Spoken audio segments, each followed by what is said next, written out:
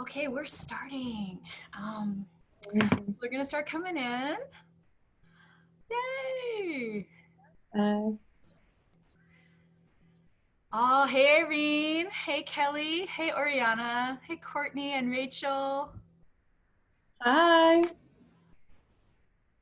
Hey everybody. Thanks for being on time. Hey Diane. Hey Alinda. Hey Blanca. So nice to see you again. Excellent. Hey Karen. Hey Kanita. So happy to see you on here. Hey Wendy. All right, we're gonna let people come in for just like one more minute or two, and then we're gonna get started. Perfect. Hey, Andrea. Hey, Christina. Hey, Laura. Hey, Patricia. Hey, Rachel. Wonderful.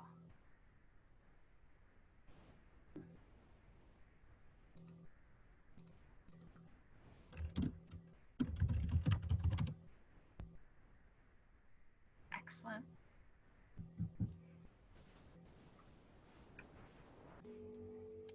So excited. Oh, okay. Well, before we officially start, I just wanted to say I'm so excited to have Naira here today. I mean, she is such an impressive person, and she knows so much about WhatsApp, and I don't know, and she's gonna teach us, and I'm just so excited because like this can help you so much in building relationships with people right now.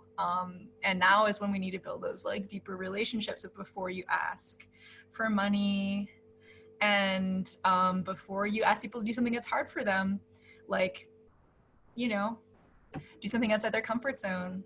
So I'm so excited. And we have such a star studded cast of participants as well. So many really smart, powerful women here. Um, and men too. Hey, Sean. So nice to see everybody. All right. Well, it's 10:02. I think we should honor the start time. So, Naira, would you share your screen? And you want to say hey? Yes, well, first I want to say thanks to you, Mazarine. This is amazing. I'm very happy to be speaking with all of you today and to like share everything that I have learned in the past couple of years working with communities, working with outreach, and using different ways of communicating. So, well, today I'm going to speak about WhatsApp and yeah, well, let's get started. I'm very happy to be here, and thank you all for coming today. Awesome. Well, you're cutting out a tiny bit, so I don't know if you could like move closer to the mic or something. Oh, sure. Yeah, thank you. Is this better? Yeah. Okay. So I'll share my screen. So yes, if you have any problems listening to me or something, just let me know and I will speak louder. Okay, so I'm going to talk to you today about 6 steps for innovating in your communication and specifically the use of WhatsApp for connecting with Spanish-speaking communities. But before I start talking about all the important stuff, I want to introduce myself. So my name is Naira Bonilla. I am a communications and diversity consultant. I work with different nonprofit and social enterprises to define messages and spread the messages to a wide range of audiences so it can inspire action, action from donors, action from volunteers, action from different people. And I speak 4 languages, English, Spanish, French, and Portuguese. And I have lived and worked in 6 countries across the world, from Egypt to the United States, Colombia. I'm originally from Colombia. And these experiences of living and working in different places have given me the have shown me that how important it is to communicate yourself, to communicate your message to diverse cultures and diverse audiences. because sometimes what's obvious for you, it's not obvious for the rest of the people. So thanks to these experiences, I have been able to work with international organizations like the Nature Conservancy and Climate Focus to create online and offline communities that support environmental and social action. And one of the most successful cases which I have done this is working with the Amazon region. So I was working in the Amazon region for a couple of years, and we used a lot of different communication methods to contact people that were dispersed all over. And in that experience, WhatsApp was one of the most important tools we did. So that's what I want to talk to you today. But first, Awesome. Yeah, Naira, could we actually get a poll going and see what people want to get out of the webinar today? yes, perfect. Let's do the poll. Awesome. Let's do that. All right, everybody, we're going to launch the poll. We want to hear, what are you hoping to get out of the webinar today? Is it a way to reach new communities? Tips on what techniques work for best on WhatsApp? Tools I can use for my job or business? Learn how to keep people engaged, or something else? And if it's something else, feel free to put it in the chat. Let's hear what you got. Wonderful. People are voting so fast. I love it. About 50% of us have voted. We'll keep it open for another 5 seconds. Excellent. 2 more seconds. All right, we're gonna close the poll and share the results. So here's the results. Naira, can you see the results too? I can see them. Yeah, so 60% of us want tips on what techniques work best for WhatsApp. 50% want tools I can use for my job or business. 41% said a way to reach new communities. 5% said something else. 28% learn how to keep people engaged. Are you going to cover all of this? All of that. So this is perfect. Yay! Wonderful. Perfect. So before we start with the steps, I want to ask you a question. So do you feel that people are not responding to your emails as much as they used to? So I want to hear from you. So type 1 in the chat if this is your case. Type 2 if this is not your case. So I can see, where you're all at. Looks like Oriana said 2, Patricia said 1, Laura said 1, Blanca said 2, Christina said 1, Andrea said 2. Kanita said 1, not as many open rates. Yeah, exactly. So why is this happening, and why is WhatsApp important here? Because a lot of people are migrating from the more traditional ways of communicating, that is internet, your email, and they are going towards more immediate forms of communication. So that's social media and WhatsApp. And WhatsApp can be considered as a form of social media like LinkedIn, Twitter, Facebook, Instagram, but WhatsApp is much more direct, and we'll see this today. So if you want to get people engaged, want people to read your message, to open your links, to open the information you have to offer, WhatsApp is a great way to start getting them involved.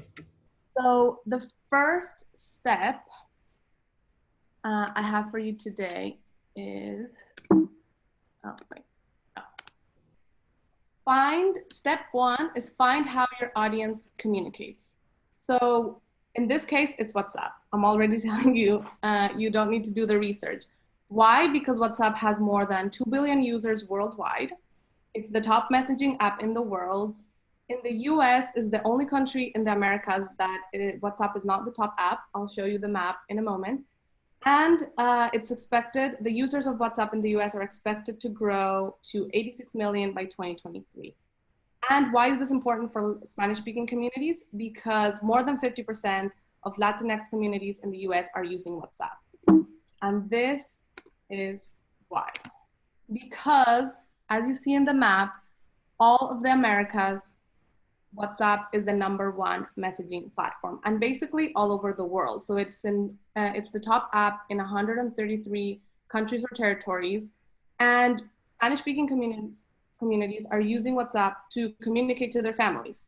And then what started as a messaging app just to communicate with your families has evolved to a way to engage communities, to update people on your business, a lot of different things. So why do people love WhatsApp? One, it's available in multiple languages, so that makes it inclusive. When you download the app, you can choose the language. It's encrypted, so your messages won't be hacked by anyone. And this is something that Facebook Messenger doesn't have, for example. So some people prefer WhatsApp for this reason. It's immediate. So when I send you the message, you receive it right away, you read it right away.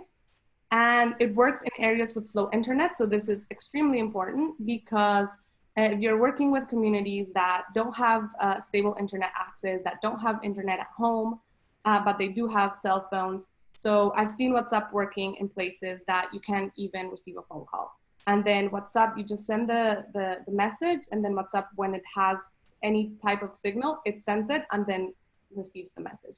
So it's great for areas with slow internet and with low connectivity. And the other thing why people love WhatsApp is that you can share audios, you can share files, so you can share a PDF, a presentation, a Word doc, you can share videos, you can share links, so links to your website, to other events, and your live location, like locations of an event or your live location.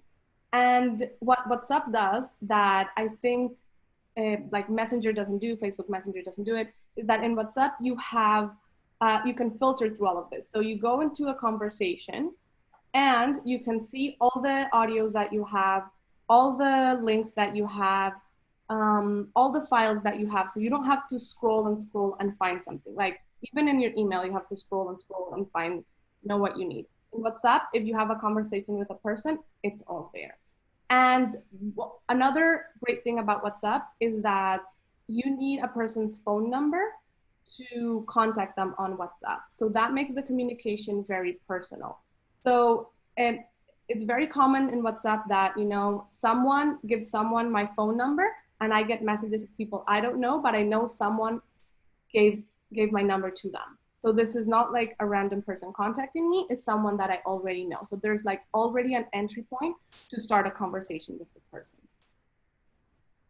So I want to know about you. If you are using WhatsApp, type yes in the chat and type no if you are not using WhatsApp. I want to know where it's great. A lot of people using it. Yes. Yes and no, yeah. Yeah, exactly. So great, love to hear that. So everyone will get something new today because even I started using it personally and then I realized that the functionalities are immense. So you can use it for a lot of different things. Perfect. So step 2 is talk to people in their language. And this is not only if the community speaks Spanish, only speak to them in Spanish, or like, you know, Spanish, English, French. It's also how people communicate with each other, the subtext of what they're saying, the culture, the, you know, all the things that come with a community. So the first thing here that I want to share with you today is don't assume what they know. So sometimes, especially with Spanish-speaking communities, the problem with English and Spanish is that when you're communicating in English, there are some concepts that in English sound very common, but in Spanish, they don't. So for example, I've seen a lot with COVID, I've seen the word telehealth a lot. And the first time I saw it, I thought like, what does this mean? You know, I can infer what it means, but maybe someone that has never heard this word before or that doesn't have a good level of English won't understand what it is. You know, does it mean that I can book an appointment online, or that I can have all the same type of exams that I have, you know, face to face with a doctor? Can I have them online? So don't assume that people know what some of these concepts are, and always explain. And the next tip here is culturally specific communication. So when you're talking to a new community, and in this case, if you want to reach Spanish-speaking communities, you have to understand their background, where they're coming from. It's very different communities that are from Mexico or from Bolivia or from Colombia. So you need to understand how they relate to each other. What's the social hierarchy? For example, there are some communities that value the opinion of elderly people. You know, they're very valued in the community. So this is important because this is important how you communicate. Who is giving the message? Who is sharing this? If there are topics that are taboo, for example, in some communities it's taboo to talk about sex or to talk about mental health. So if you come just very openly talking about this topic, people are gonna shut down. So that's why it's very important to be culturally specific and to basically understand, that's a work you have to do before, understand the biases you have, the assumptions you have, and try to overcome them. And make your communication accessible and inclusive. So the main thing is subtitles. In WhatsApp, if you send a video, you send it with subtitles. If not, you can send the text in Spanish and in English. It's very easy. People can just, you know, choose what to read. Simple language, as I said, is extremely important. If there's a word that you need to look up in a dictionary, then that's too complicated. And always explain everything. And what I love about WhatsApp is that you can use emojis, GIFs, stickers, because as I said, it's a very personal way of communicating. So you kind of already know the person. So you can use this, you know, emojis, all this to get familiar with the person and to create a better sense of community. So it doesn't have to be that serious like other ways of communicating, like an email, for example. Sometimes it has to be a bit more serious because you don't know who is going out to. But with WhatsApp, you know exactly who you're directing your communication, so you can be as personal as you want. And another thing very important is to be open to new ideas and cultures. So for example, there are some communities that they have a different understanding of personal space or privacy or when it's appropriate to text you. So because since people have your phone number and they can text you on WhatsApp, I've gotten sometimes messages on a Sunday, you know, asking me about touristic information in the Amazon, and it's things that I don't know. But if someone gave this person my number, is because they trusted that I could give them the information. So then instead of getting mad, like, oh, this person is texting me on a Sunday, then you can, you know, engage with the person, ask about, okay, who gave you my number? Why are you interested in this situation? So you can get to know more people, and to do that, you have to be open to new ideas and cultures. And I have this funny meme I found that is laughing in different languages. So even laughing when you're texting, it's different in Spanish than in English. So only this very simple example, you see how it's, you know, the communication with a new culture can vary a lot. So I have an example for you. This is me. This is how I overcame biases and assumptions. So this is me in one of the first meetings I had in the Amazon region. So we were working on a project to help reduce deforestation and get people to basically connect with each other and work on projects together and not separately. But then I came to this community thinking, oh, I know a lot about sustainability and I know a lot about the environment. But of course, that wasn't the case because these people were all leaders of farmers associations, and of course they have a lot more knowledge than I have on what works for their community, what works for their territory. So the first thing you need to ask yourself to overcome biases and assumptions is, what does the community know? So in this case, they knew more about how to plant sustainable crops, what environmental projects were best for their soil, and then I had to learn that. The second thing is, why should they listen to me? So in this case, you know, if I came to the community saying, oh, I'm going to teach you how to do things, of course they would have shut off right away because who am I, right? I'm just a new person that's coming to tell them what to do. So then why should they listen to me? So what I was proposing to them is, okay, I am here to help you all work together. So that was the value that I was bringing to them. and that's why they should listen to me. How can I respect their knowledge? This is extremely important, and it relates to what I said before, because people want to be heard, and their voices need to be shown. So that is how you need to respect what they already know, especially in things when there's like a battle between more technical knowledge. So, for example, I studied sustainability, so I had a lot of technical knowledge, but people or like book knowledge, but people that were working there had more practical knowledge. So if you're working with these types of topics, maybe sometimes health, so there's different ways of addressing some health issues in some communities and in others. So how can I still respect their knowledge and still share mine? And the last thing is, how can I include their voices? So this is extremely important because in this case, I had the backing of the project I was working in, and probably all of you in your organizations, you have more support, you have more resources. So how can you include the voices of the people? How can you really get them participating in the conversation?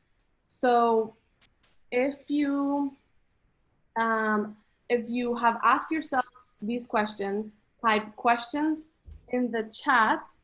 And if you want to start asking yourself these questions, type now so I can know what you're thinking.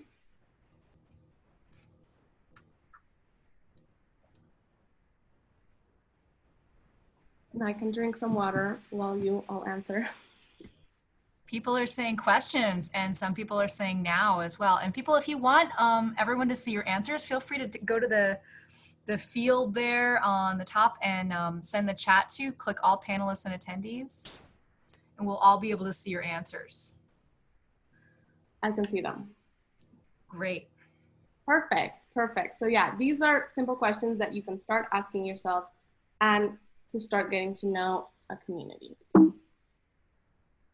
So step three is use WhatsApp effectively. So you already know where people are communicating, it's WhatsApp, how to talk to people in their language, and how to use WhatsApp effectively. So WhatsApp can be used for a lot of different ways. It's not only a messaging app, and that's one of the big misconceptions. And the main, one of the ways that you can use WhatsApp is to crowdsource information. So it means that if you have an organization that works that has like offices all across the US, for example, or even all across the world, you can use WhatsApp to get information in real time from the people that are working with you. So instead of waiting maybe for a meeting, or if you need the information urgently, you can ask them. There's some NGOs in India that are using WhatsApp to get information on health services and education services from remote communities. So you can ask them, what is the situation? And then you get sort of a baseline of what you're working with. You can use it for community building. So in this, you can use groups. So WhatsApp has groups, and groups, everyone can interact with each other. So you can have a group for your volunteers. You can have a group for your donors, if you have that type of relationship with your donors. You can have a group with your board members if they're on WhatsApp, and with the leaders of the community, and you can use it to, send information, share updates, share the results of events. So if it's a group of people that went to an event or a training that you did, you can share the results through WhatsApp with the link directing to your page and everything. But so if you send it on WhatsApp, they will have it on WhatsApp. You can use it to share updates. So if you have an event, or if there's an event that's happening tomorrow, for example, I found that it's better to share it on WhatsApp, because when you share it on Facebook or on Instagram or Twitter, LinkedIn, sometimes you don't see it chronologically. So then people see the event 3 days after it happened. But on WhatsApp, it's more immediate. People will see the message now. So then you know that they will see the information, that they will attend. So yeah, sharing updates, organizing events. You can also use the broadcast function. So that's different than groups. It's you create a list of all the people you want to send a massive message to, and then you send it to everyone. So that's more of a one-way information channel, but then the people can text you also. So this is for, massive things you need to communicate. If you're working, for example, with parents at a school and you need to send them updates on what's happening, you can just have the broadcast list already and then just send it when you need it. You can communicate with donors. You can thank donors on WhatsApp. You can send them personalized videos, personalized voice notes, and you can use it for peer-to-peer fundraising. So if you have a fundraising event, you can share it with the people that you have on your network, on your contact list, and ask them to share it. So then it multiplies directly to people. And if people are saying, "Hey, I'm donating to this cause, please donate," since there's already a direct connection with the people that you have on your contact list, it's easier for people to accept this. They are more receptive to receiving this information and to helping you and supporting you. So I have here some examples for you of so people are using WhatsApp. Oh, that's a question for me or for everyone? For everyone. Sorry.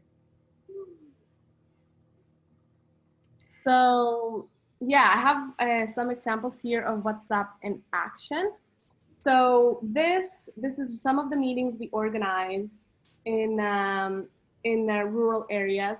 And what I realized, and I think sometimes we forget, is that not everyone works in a computer all the time. So I think most of us are in a computer a lot, but some people aren't. So if you send in an email with the details of an event, probably if people check their emails once a week, then they're going to miss it. So we organize meetings very effectively on WhatsApp and with people all across the Amazon. So from Colombia, Peru, Brazil, because it was way easier to have them than just an organization of emails floating around. And another example I have here for you is I was having this a meeting on WhatsApp with one of my colleagues. So I wasn't on my computer. The other person wasn't on their computer. So we were having a virtual a face call on WhatsApp. And then this person, she sent me the slides I needed. We agreed on next steps. So you can also use it like that. And to answer Andrew's questions, yes, there is a version for WhatsApp Web. So you can connect it. You can connect the chat that you have on your phone to your computer. So you can answer all the messages on the computer. So if you're communicating with people a lot, it's better to have it on the computer since you can type and it's easier. But yes, there is a web version. So I know that I have bombarded you with a lot of information, and there's a lot to unpack here. I could talk 1 hour of just how to use, groups and broadcast.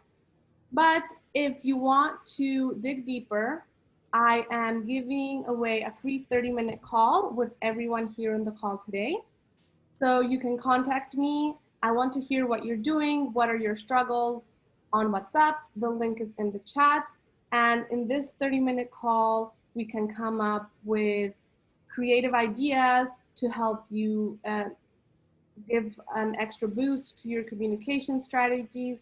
You can gain clarity on how to communicate with diverse audiences.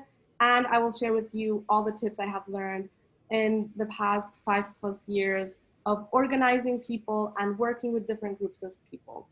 So if you want,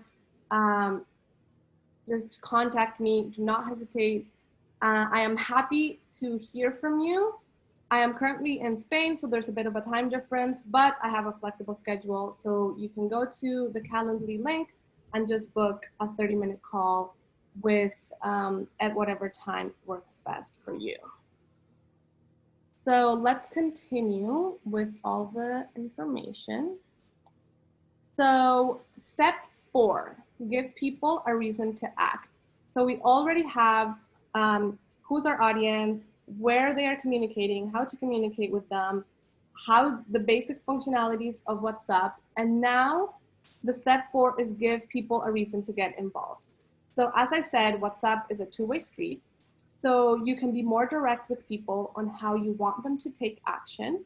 And and they can also, do the same with you. They can ask questions, they can give you feedback. And this is important because also you get a lot of messages on WhatsApp. So you want people to have a clear action and a clear sense of belonging to your organization or the event you're having or any type of situation. So they want to share your message, they want to share your content, and that way you can drive the change you want in your community. So one example here that I have is when I was working in the Amazon, we did some podcasts of people that had environmental projects in the Amazon. So we recorded them. They told us about their project, and all the podcasts were on a website, all very nicely there. But people in the middle of the Amazon weren't looking on Spotify for WhatsApp. Some people didn't even know what for podcasts. Some people didn't even know what a podcast was because that's like a very new thing in Latin America. So what we did is that we asked ourselves questions. So what do people like to share on WhatsApp? People like to share interesting things, funny things, or information and visual things. So if you have a kind of combination of all of this, you are giving people a reason to act. So we had little images that were similar to this with the quote of the person. So in this case, this is an indigenous leader that had a program to train other indigenous leaders across the Amazon region. And we had the quote, we shared it with the link, and then we told them the story. So what's the story? This is the story of this person in this little quote. And I want you to share this link to listen to this podcast. And if you have a project that is similar, any type of environmental project that you want to share with us, please share it with us. So this is why people were sharing this, because they also saw value in sharing voices from people of their community, and they could also participate. So we got people saying, yes, I want to be on one of your podcasts because I also have a project.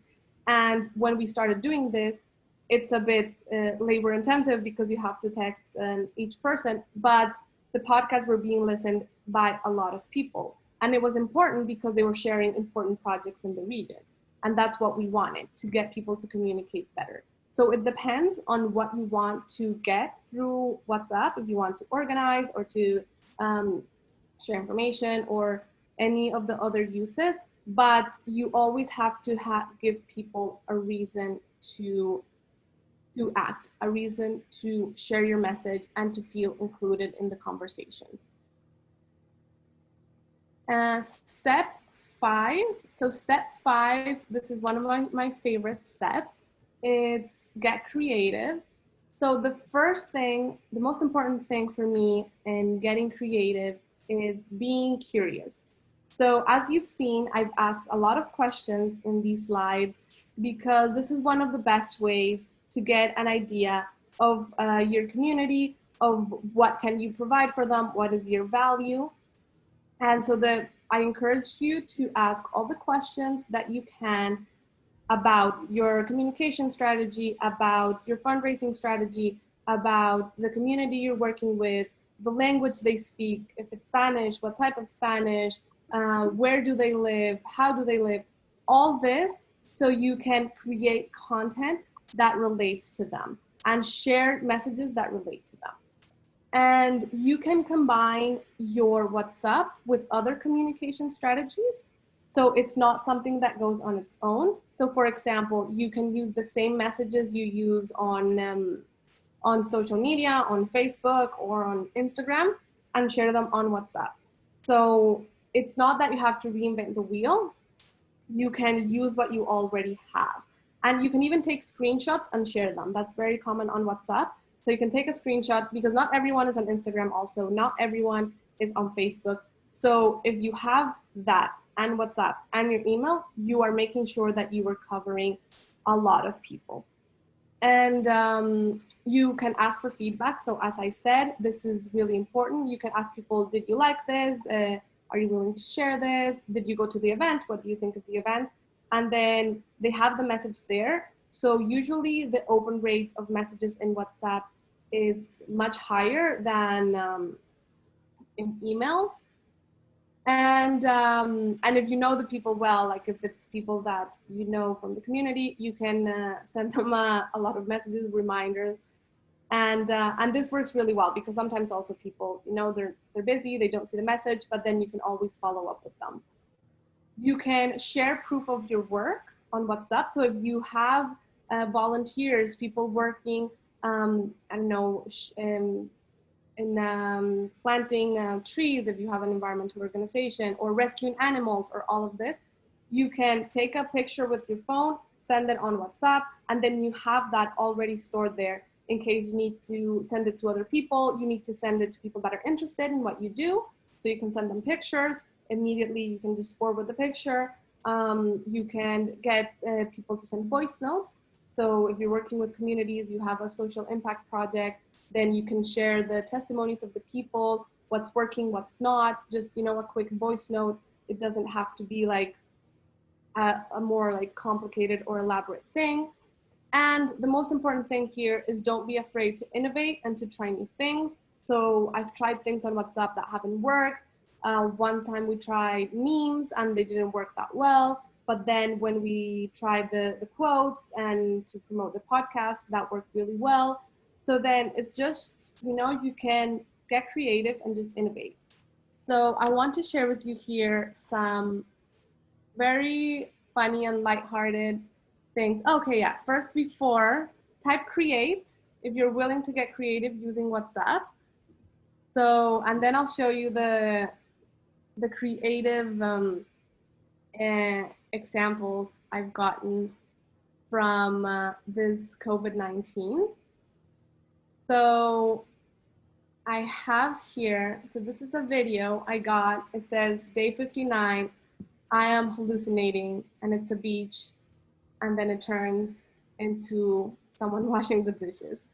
So WhatsApp can also be used to share this type of lighthearted content that creates community and that makes people feel, you know, also safe, and especially in hard times like now, it's not, you don't always have to share serious content. You can just share memes, you know, to show people that you are there and that you are listening to them and that you are supporting them. This is another image I've gotten recently. It's just a screenshot of information from the Transport Ministry in Colombia. So a lot of different groups I have, family groups, groups with former colleagues, they have shared these types of images because it's a way for people to get firsthand information. And if you're not on Instagram, so if I'm not on Instagram, I can see this and I'm informed. I've also gotten more funny memes. This one, I have to put it. And this other example that I think it relates to all of you is flyer for an online fundraising event in Bogota. So right now, I'm not in Colombia, but I got this message from a lot of my family and friends. So it was an online event. I could connect at any time I want, and I wouldn't have known about this in any other way because I'm not watching the news. I'm not really updated right now in the news. Um, and um, and so this is a great way to, you know, to get the information going, and then I can just share it with all the other groups I have and just spread the word way more. Um, so I'm seeing a question here. So do you find that Instagram is being used more in South America in addition to WhatsApp? Both are very used, but WhatsApp in South America is more used than Instagram because Instagram is, well, more of a social media. It's pictures. Some people, you know, are not into that, but WhatsApp in South America is used by almost everyone. So, you know, I can connect. I talk to, you know, for example, my dad in WhatsApp, and he doesn't have any other social media. So that's a way, and especially in rural areas, people connect a lot through WhatsApp. So if there's a meeting, they all share the information on WhatsApp and they arrive to the meeting. So it's more used than other social media, especially sometimes Instagram is very heavy. So it delays, and WhatsApp is very light, so you can share messages faster. So yeah, WhatsApp in South America is definitely more used than Instagram. And now step 6, this is the last step. So now that you have an overview of how WhatsApp works, all the things you can do with it, how people are using it, step 6 is review your progress. So always keep in mind where, why, and how your audience is using WhatsApp, what are new functionalities. So that WhatsApp has an app that's called WhatsApp for Business. It's another app, but it's also done by WhatsApp. It came out a couple of years ago, but now it's getting a lot of attraction. It's being used a lot. And WhatsApp Business, so you have like a business profile, you can have it for your organization. You can set business hours, so the hours that people are using WhatsApp, and when you are not in business, it sends an automated message to anyone who sends a message to that chat, that specific chat. So then if you are dealing with sensitive information, if you are providing information on healthcare or education, then you can use this. It sends automated messages, and then you can follow up when you are in office hours. And it also has a catalog of all the projects you have or all the events you're having, so you can share that with people. So this was created for businesses, but now it's being used a lot by nonprofits too. So so yeah. And there's another question here. How does WhatsApp compare to texting feature on Google Suite? Well, in South America, it's mainly WhatsApp. People either communicate on WhatsApp or on Facebook Messenger. Google Suite is more like a corporate thing. It's seen more, like if you work in an office, you have like Gmail or Google Hangouts or something like that. But since WhatsApp is used by like almost everyone, it's more, the use of WhatsApp is far higher. Okay, so that, I'm getting a lot of questions. I will answer them in a bit. So this is important. This is the last step. So after you have done everything, review what you have done, and always, sit and think, okay, what have I done so far? What can I do better? And before we go into the questions, I want to do a small recap of how WhatsApp has helped me. What are the challenges that I have overcome using WhatsApp? And I have been able to connect with people that are not tech savvy, people that don't have computers. So this is also a thing. It's people that have a basic smartphone, WhatsApp works on there. People that are scattered geographically, all over Latin America, people that distrust information. So there are sometimes people that don't trust the information from government. So if your organization is working to solve this, like communication gaps, information gaps, then WhatsApp can be a tool to reach these people that are not trusting governmental information. People that are isolated and speak different languages. So this can be the case with Spanish-speaking communities. If communities only speak Spanish and they are not being able to access the information that's out there in English, then WhatsApp can be a great way for you to share that information, maybe translate it. There's a lot of ways that you can use it to make people feel heard and to make people feel that they have power. So empower people to act and empower people to share their stories, to share their communication, to share your message, and just to get the word out there. And WhatsApp has helped the organizations I have worked for provide better support for their communities. So this is very important. if you're working, if you have a strong community that you want to help, this is a great way. Share their messages with wider audiences. So as I said, it's a great way to communicate and share your message, and increase trust in the project and the organization, because with WhatsApp, you are there. You are, there's someone that's going to answer you. It's not as impersonal as contact email, for example. And it has helped organizations have a two-way dialogue. So when you need this, when you need to contact people, communicate with people, make people take action, if regarding healthcare, like right now with COVID, I know that's a really big issue regarding education, regarding environmental actions, regarding, I don't know, voting, whatever it is that your cause, you can have a straight dialogue, direct dialogue with people. So this is how WhatsApp has helped me, how I have used WhatsApp to overcome different challenges. And now I want to hear from you. So type ACT if you want to get these results, if you think this could work for your organization, and if you want to know a bit more about this.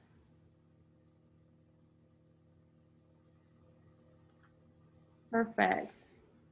I love it.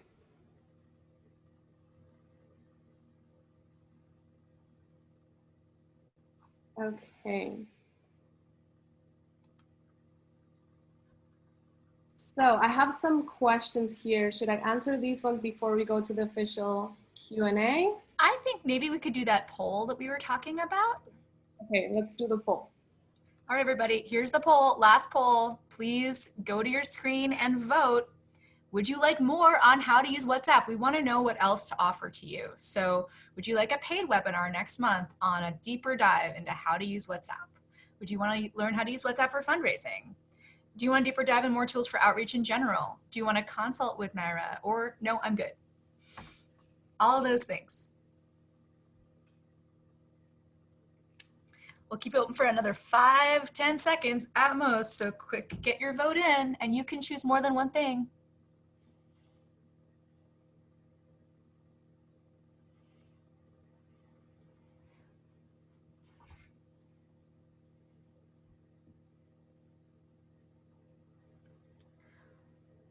All right.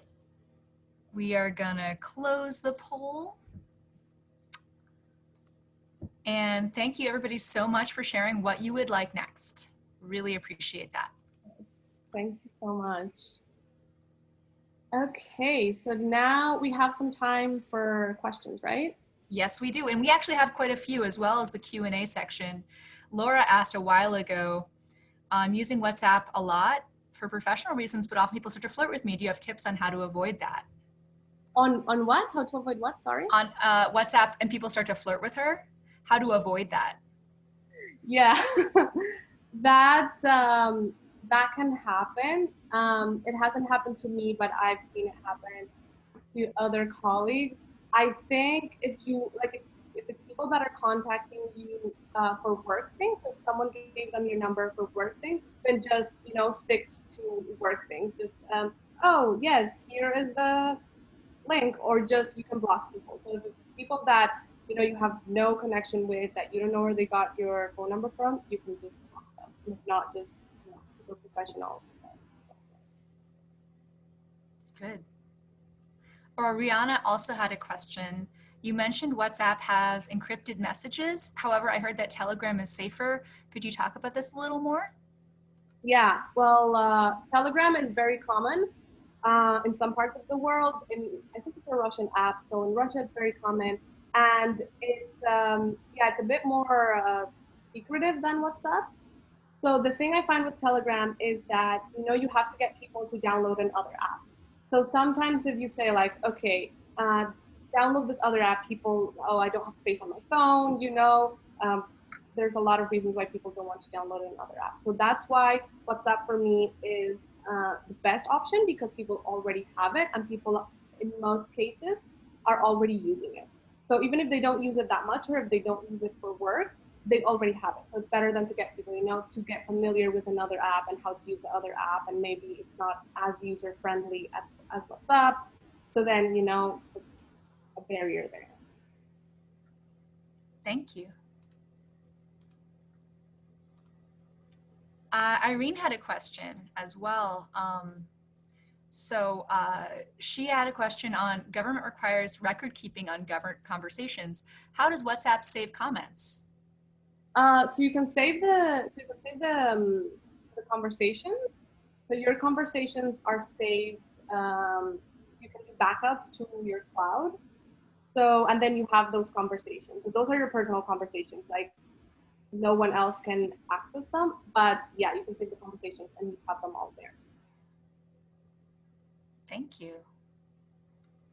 We have way more questions here than I think we might even have time for, but we'll keep trying.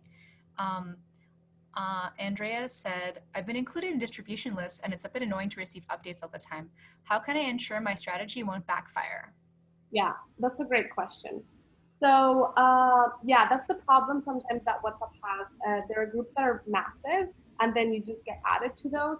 But so when you are using WhatsApp from a nonprofit and you are already working with the community, then you already have that conversation with them. So the idea is not to come, from just one day to the next, open a group and start kind of spamming people, is to build up to that. And then when you build up to that, and then if you share things, so you have one list that is only, you have one group, sorry, that is only to share updates on specific fundraising events or specific voting events or specific, I don't know, whatever.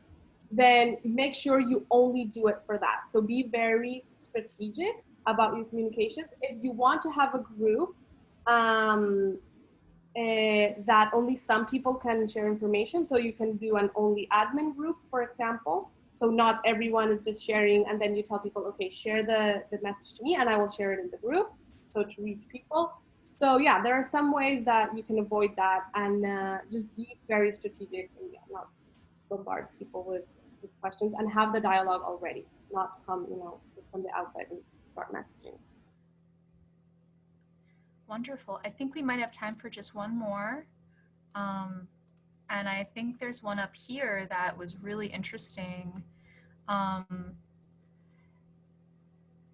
I'm not sure, which one do you want to do? When is a good idea to implement chatbots? That's a quick one, I think.